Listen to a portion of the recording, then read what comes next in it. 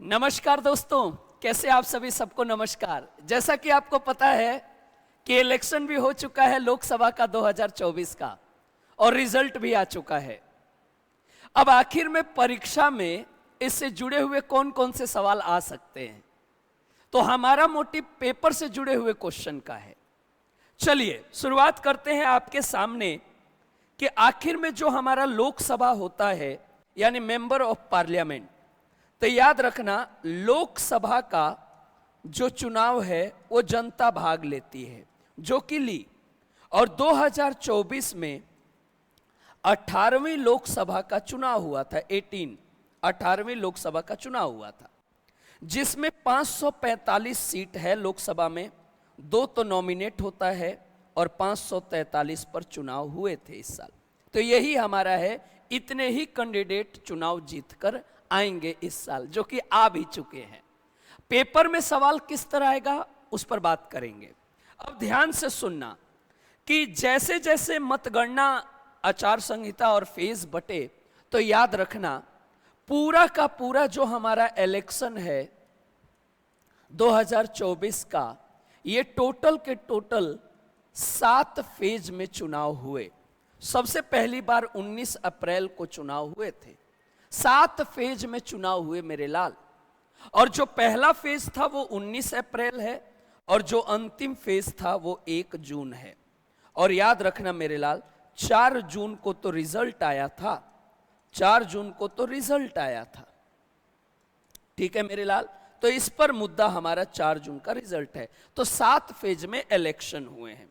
अब पूरे भारत में चुनाव हुए और मतगणना शुरू हुई 4 तारीख को, और धीरे धीरे सीटें बढ़नी शुरू हुई। फाइनली जो एनडीए है, एनडीए मतलब जो बीजेपी वाले हैं और उनके जो साथी हैं, उन्हें एनडीए कहा जाता है। और जो इंडिया है मतलब जो कांग्रेस है और जो उनके साथी हैं, उसे इंडिया कहा जाता है। तो याद रखना, इंडिया मतलब कांग्रेस और उनके मित्र, और एनडीए मतलब बीजेपी और उनके मित्र। लगभग 38 के आसपास बीजेपी के साथी लोग हैं और लगभग 26 के 26 आपके इधर इंडिया में लगभग साथी गण हैं। अब कई बार ये सब पेपर में नहीं आएगा कौन किसका साथी है। पेपर में जो क्वेश्चन बनेंगे इस साल वो थोड़ा सा टेक्निकल बनने उम्मीद है। चुनाव हुए, मतगणना शुरू हुई और शाम तक रिजल्ट आया कि 292 सीट पर एनडीए वालों ने चुनाव जीता और 234 सीट पर इंडिया वालों ने चुनाव जीता और 17 निर्दलीय अदर्स अलग अलग छोटी छोटी पार्टियों ने चुनाव जीता। अब रही बात मुद्दे की सरकार किसकी बनेगी, तो 272 सीट जिसकी होगी उसी की सरकार बनेगी। तो एनडीए के तो 292 हैं, तो प्रबल दावेदार हैं कि एनडीए ही सरकार बनाएगी, जो कि बना भी रही है। 8 तारीख को नरेंद्र मोदी तीसरी बार नेहरू जी की बराबरी करेंगे और प्रधानमंत्री बनेंगे।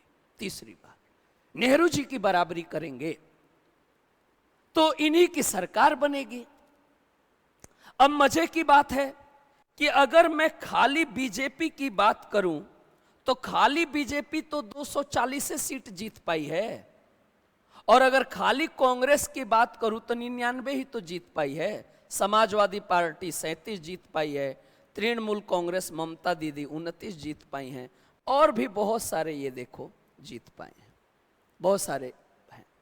तो अगर खाली बीजेपी की बात करें भाजपा की तो 240 इनके ये साथी समुदाय लोग हैं, और कांग्रेस अगर कहे 99 तो ये इनके साथी लोग मिलके 234 और 292। ये है मेन मुद्दा। सरकार इनकी बनेगी, ये फिक्स हो गया है, इसमें कोई डाउट नहीं है। अब रही बात कि जैसे मैंने टीवी खोला और मैं सुबह चुनाव की मतगणना देखना शुरू किया तो मैं शॉक्ड रह गया। टीवी खोलते ही मुझे दिखा कि जो चुनाव की गिनती हो रही है वो 542 सीटों पर हो रही है गिनती। मेरे मन में आया कि यार 543 नहीं होगा, 43। फिर मैंने और ध्यान से देखा तो मुझे पता चला कि जो एक सीट है सूरत वाली, उस पर जो कैंडिडेट है उनका नाम है मुकेश दलाल। ये तो निर्विरोध जीत चुके हैं, इनकी तो गिनती नहीं हुई। ये तो पर इधर खुला गिनती कहा, ये घोषित हो गए चुनाव जीत चुके हैं। मैंने सोचा ये कैसे होगा, और गहन जानकारी जुटाई तो पता चला कि इनके खिलाफ जो कैंडिडेट खड़े थे कांग्रेस के, उनका तो पर्चा ही रिजेक्ट कर दिया गया था एंड टाइम पर, यानी उन्हें किसी कारणवश उन्हें डिसमिस कर दिया गया था। अब डिसमिस कर दिया गया, इसका मतलब कोई कमी रह गई होगी, इस वजह से इनका नामांकन इलेक्शन कमीशन ने रद्द कर दिया था, और इनका नाम था नीलेश कंभानी। तो नीलेश भाई साहब का पर्चा रद्द हो चुका था, कैंसल हो चुका था। इस कारण जो मुकेश दलाल हैं उनकी जीत निर्विरोध साबित हो गई, और 542 पर ही गिनती शुरू हुआ। 542 पर ही गिनती शुरू हुआ। तब जाके पता चला कि ये मुद्दा था। अब धीरे धीरे बात आगे बढ़ी। अब रही बात कि याद रखना मेरे लाल, 3 कैंडिडेट का नाम आपको भूलना नहीं है। 3 कैंडिडेट का कौन कौन, ये देखो। इनका नाम है सुचित्रा मोहंती।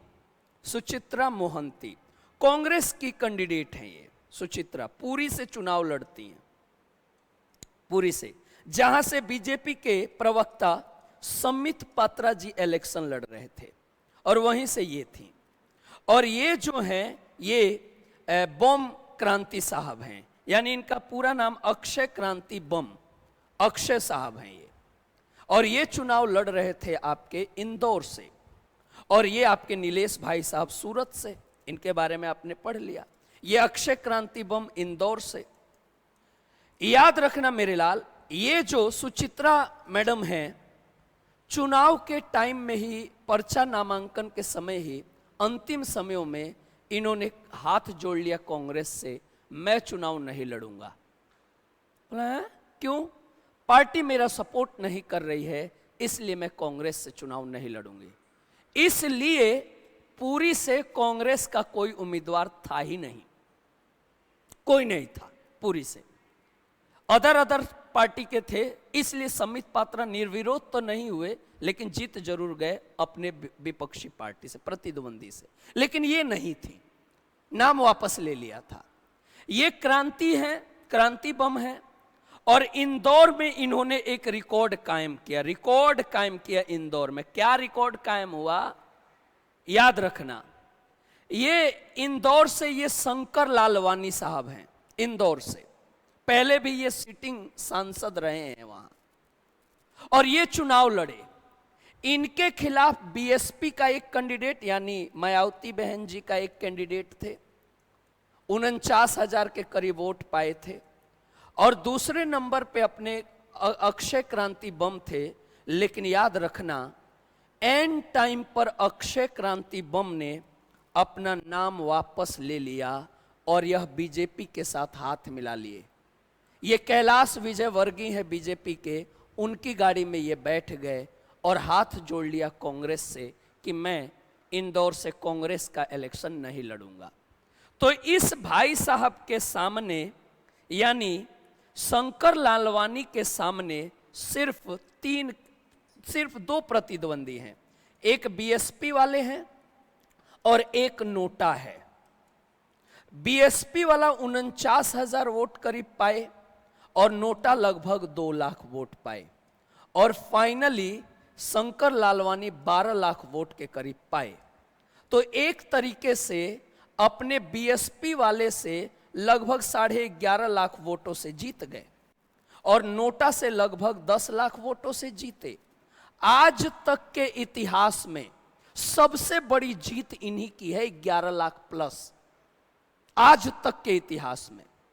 और आज तक के इतिहास में नोटा पर सबसे ज्यादा वोट अगर 2 लाख पड़े, तो पिछली बार गोपालगंज का रिकॉर्ड टूटा। गोपालगंज बिहार में 51,000 नोटा दबा था, और इस बार इंदौर में लगभग 2 लाख नोटा का बटन दबा है, क्योंकि कांग्रेस वालों का उम्मीदवार था नहीं, तो कांग्रेस वाले किसको दबाते? नोटा को दबाते, और नोटा 2 लाख ले गया।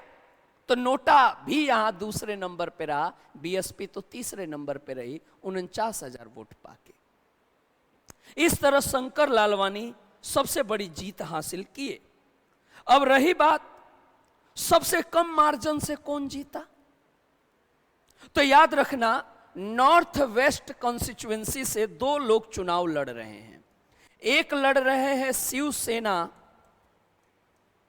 जो कि उद्धव ग्रुप के हैं। उद्धव मतलब इंडिया अलायंस, यानी कांग्रेस का जो साथ दे रहे हैं। और एक जो है रविंद्र जी, रविंद्र दाताराम, रविंद्र जी हैं, वो लड़ रहे हैं शिवसेना से ही, लेकिन ये शिवसेना एकनाथ शिंदे ग्रुप का है, और एकनाथ तो बीजेपी के साथ हैं, एनडीए में है। कांटे की फाइट थी, और अमोल जो हैं यह 48 वोट से हार गए, और यह उद्धव ग्रुप के थे, और रविंदर जी जीत गए, यह एकनाथ ग्रुप के थे, यानी ये एनडीए के साथी हैं, यानी बीजेपी के साथी हैं। 48 वोटों से जीत गए, सबसे कम मार्जिन से जीता इन्होंने ही है। इस साल सबसे कम मार्जिन से इन्होंने जीत हासिल कर ली। अब आइए दूसरे पॉइंट पर आते हैं। क्या जो नारा लग रहा था 400 पार, क्या कभी 400 पार किसी की सीट आई है? तो 1984 इंदिरा गांधी की हत्या के बाद जो इलेक्शन हुआ था, जिसमें राजीव गांधी 85 में चुने गए थे, 415 सीट आई थी उस टाइम। और याद रखना मेरे दोस्त, इस लोकसभा में जो सबसे ज्यादा उम्र के व्यक्ति हैं जिन्होंने जीता है, वो पूर्व सीएम है बिहार के, और गया से जीत हासिल की है। वही बोध गया जहां पर गौतम बुद्ध ने अपना ज्ञान प्राप्त किया था। 80 साल की अवस्था में ये लगभग जीत हासिल की है। इनकी खुद की पार्टी है हम। ये भी एनडीए के सहयोगी हैं, एनडीए के साथ है, मतलब एक तरीके से बीजेपी के साथ ही है। सबसे ज्यादा उम्र के हैं। याद रखना मेरे लाल। अब आता है एक मुद्दा, ये मुद्दा आपको दिखेगा। ये जो गुड़िया देख रही है, ये सांभवी है, ये सांभवी है। और यह चिराग पासवान, जो चिराग पासवान की ग्रुप है एलजेपी, लोक जन शक्ति पार्टी, एलजेपी, चिराग पासवान, उनकी पार्टी 5 लोग उनके सीट पर लड़े थे एलजेपी से, 5 जीत गए। कहीं ना कहीं ये भी एनडीए के ही साथी हैं, बीजेपी के ही साथी हैं चिराग पासवान। इनके पिताजी मंत्री हुआ करते थे। याद रखना मेरे लाल, सबसे कम उम्र की है, 25 साल की हैं ये, और समस्तीपुर बिहार से चुनाव लड़ी हैं, जीती भी हैं, सबसे कम उम्र की हैं। और एक दूसरी है प्रिया सरोज, समाजवादी पार्टी से चुनाव लड़ी है, यूपी के मछली शहर से, ये भी 25 साल की है प्रिया सरोज। ये तो महिला है ना। लेकिन अगर पुष्पेंद्र सरोज की बात करोगे तो पुरुषों में सबसे कम उम्र के हैं ये भी 25 साल के हैं, और कौशाम्बी से चुनाव लड़े हैं, समाजवादी पार्टी से हैं, 25 साल के ये भी हैं, पुरुषों में सबसे कम के हैं ये पुष्पेंद्र सरोज। और सबसे एजेड तो मैंने बताया ही, आपके हम पार्टी के हैं जीतन राम मांझी, बिहार से चुनाव जीते हैं।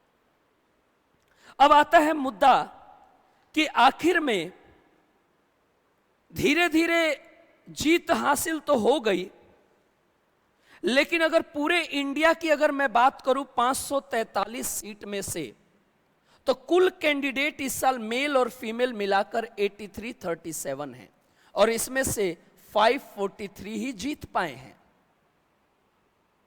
ऐसे कैंडिडेट जिन पर क्रिमिनल केस है वो 1643 हैं, जिन पर सीरियस क्रिमिनल केस है 1191 हैं, जो करोड़पति हैं वो 2572 लोग हैं। और सबसे करोड़पति जो कैंडिडेट है इस साल का, अगर मैं उनका नाम लूं तो उनमें एक नाम चंद्रशेखर पी, टीडीपी पार्टी के आंध्र प्रदेश से जीते हैं, और केवी रेड्डी भाजपा से तेलंगाना से जीते हैं और नवीन जिंदल हरियाणा से जीते हैं। ये भी अपना मजबूत पक्ष रखते हैं, अपनी करोड़पति के लिस्ट का मजबूत लिस्ट रखते हैं। अगर क्रिमिनल केस में देखोगे तो किरिकोस जो है केरल से जीते हैं, 138 क्रिमिनल केस हैं। इस तरह आप मुद्दा देख सकते हैं। तो मेरा मुद्दा ये नहीं है कि ये आंकड़े रटवाने नहीं, इसके फैक्ट की तरफ जाने हैं। अगर मैं कहूं ऐसे कैंडिडेट जो ग्रेजुएट हैं वो 4211 हैं और ऐसे कैंडिडेट जिन्होंने अपने पैन कार्ड शो नहीं किए 264 हैं। मजे का जो आंकड़ा है कि इस पूरे कैंडिडेट में से 797 महिलाओं ने चुनाव लड़ा और लगभग 10% ही जीत पाई, 78 to 79 ही जीत पाई हैं महिलाओं में से। खुद स्मृति ईरानी चुनाव हार गई, मेनका गांधी चुनाव हार गई। ठीक है, तो याद रखना एक सबसे बड़ा जो मुद्दा है वो ये है कि जो बीजेपी है,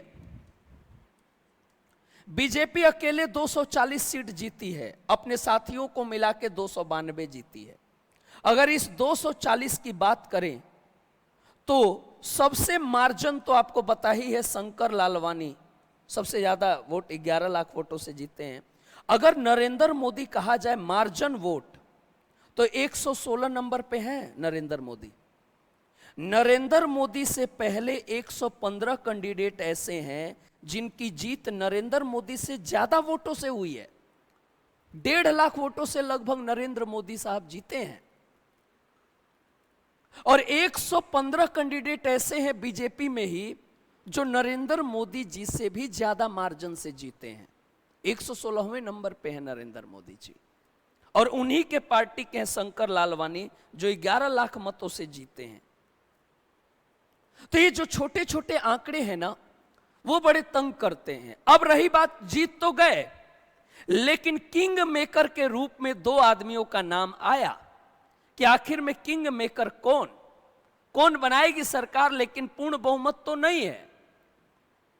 2019 में कहूं तो 303 सीट जीतकर बीजेपी पूर्ण बहुमत में थी, अकेले 2019 में 303 जीती थी, किसी की मदद की जरूरत नहीं थी।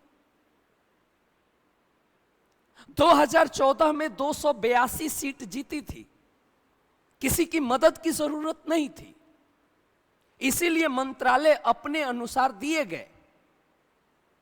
लेकिन 2024 की जो मतगणना हुई है और जो रिजल्ट आया है उसमें किंग मेकर अकेले बीजेपी नहीं है, अपने साथियों के बिना बीजेपी सरकार नहीं बना सकती और उसमें 2 लोगों का नाम बहुत ज्यादा है।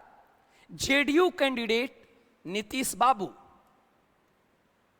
क्योंकि 40 सीटों में से 12 सीट इनकी है और एक जीते हैं आंध्र प्रदेश से TDP party, TDP Telugu Desam party 25 सीटों में से 16 जीते हैं। ये वही चंद्रबाबू नायडू हैं जो 1999 में अटल बिहारी वाजपेयी की सरकार में भी ये किंग मेकर थे और इन्हीं के पार्टी के जीएमसी बालयोगी लोकसभा स्पीकर बने थे। इस बार भी इनकी डिमांड है कि मेरा ही कैंडिडेट लोकसभा स्पीकर बने। ये वो है चंद्रबाबू नायडू, इनके हाथ में 2 लड्डू है। कैसे? ये वही चंद्रबाबू नायडू हैं जिनकी टीडीपी तेलुगु देशम पार्टी 175 सीटों पर विधानसभा भी लड़ी है। विधानसभा मतलब एमएलए। इसी टाइम अभी रिजल्ट आया, इसकी भी गणना हुई थी 4 तारीख को ही, क्योंकि वहां पर जो जगमोहन रेड्डी हैं, जो सिटिंग सीएम थे जगमोहन रेड्डी, मैं आपको दिखा रहा हूं जगमोहन रेड्डी को। ये जगमोहन रेड्डी जो हैं, हाँ, ये इनकी सरकार गिर गई जगमोहन रेड्डी की। अभी आपको दिखा रहा, हाँ, ये रहे जगमोहन रेड्डी। इनकी अब ये सीएम नहीं रहेंगे, सीएम खत्म। यहां पर 2 चुनाव हुए थे आंध्र प्रदेश में, एक लोकसभा का जो मोदी वाला है और एक एमएलए का जो वहां का सीएम बनेगा। दोनों एक साथ हुए थे। दोनों की गिनती 4 जून को ही हुई और जब रिजल्ट आया तो ये टीडीपी लोकसभा में तो 16 सीट जीत ले गई 125 में से और जब एमएलए की काउंटिंग हुई तो 175 में से लगभग इन्होंने 135 सीटें जीत ली। टीडीपी 175 में से 135 सरकार बना गई। तो चंद्रबाबू नायडू के हाथ में तो दो दो लड्डू हैं। तुम अगर यहां हमारे आदमियों को नहीं अच्छा करोगे, उधर हमारी सरकार तो बन ही रही है। लेकिन बात बन गई और यहां पर ये सीएम भी बनेंगे। ठीक उसी प्रकार उड़ीसा में भी एमएलए का चुनाव हुआ। एमएलए, लोकसभा भी और एमएलए साथ साथ। और उड़ीसा में एक तरफा बीजेपी जीती और ये है बीजू पटनायक, बीजेडी पार्टी के। इनका नाम है नवीन पटनायक। पहले ये सीएम थे भाई साहब। सन 2000 से लेकर और 2024 तक सीएम थे, 24 साल से सिटिंग सीएम। हमको लग रहा था कि ये आजाद भारत के बाद जो सबसे बड़ा टेन्योर है, कार्यकाल है सीएम वाला, वो पवन चामलिंग के पास है। पवन चामलिंग जो 1994 से लेकर 2019 तक 25 साल तक सिक्किम के सीएम रहे। मेरे को लग रहा था कि उनका रिकॉर्ड तोड़ेंगे नवीन पटनायक, लेकिन हार गए, नहीं तोड़ पाए। वहां बीजेपी सरकार बनाई गई। और ठीक उसी तरीके से हरियाणा में भी एक उपचुनाव हुआ, क्योंकि हरियाणा में कुछ ही दिन पहले मनोहर लाल खट्टर ने सीएम के पद से इस्तीफा दे दिया था। तो जो करनाल सीट है वो खाली हो गई थी और वहां पर भी एमएलए का चुनाव हुआ। और अपने जो नायब सिंह सैनी हैं, ये रनिंग सीएम तो थे, लेकिन ये मेंबर ऑफ पार्लियामेंट थे पहले। और मेंबर ऑफ पार्लियामेंट तो दिल्ली में बैठेगा, चंडीगढ़ तो बैठेगा नहीं सीएम के रूप में। तो इनको कहीं ना कहीं से एमएलए बनना जरूरी था, क्योंकि हरियाणा में एमएलए का चुनाव लगभग अक्टूबर-नवंबर में है। लेकिन इस दौरान भी तो सीएम चाहिए ना। तो इस दौरान सीएम बनना था, जो कि अपने नायब सिंह सैनी तो थे ही, लेकिन इनको चुनाव तो जीतना पड़ेगा ना, क्योंकि 6 महीने तक तो कोई भी रह सकता है सीएम। उसके बाद तो उसको किसी ना किसी सीट पर तो जीतना पड़ेगा ना। तो करनाल में इलेक्शन हुआ।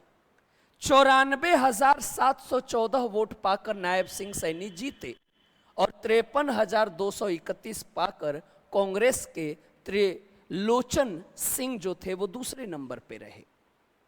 तो इस तरीके से हरियाणा में एक ये भी एमएलए के रूप में अब चुने जा चुके हैं। अब ऐसे नहीं कि ये ऐसे ही सीएम है, अब ये चुनाव जीत चुके हैं। तो कहीं ना कहीं मेरे लाल, इस तरह की जो जानकारी है वो परीक्षा में कनेक्ट करेंगे और आपको तैयार रहना है कि किस तरीके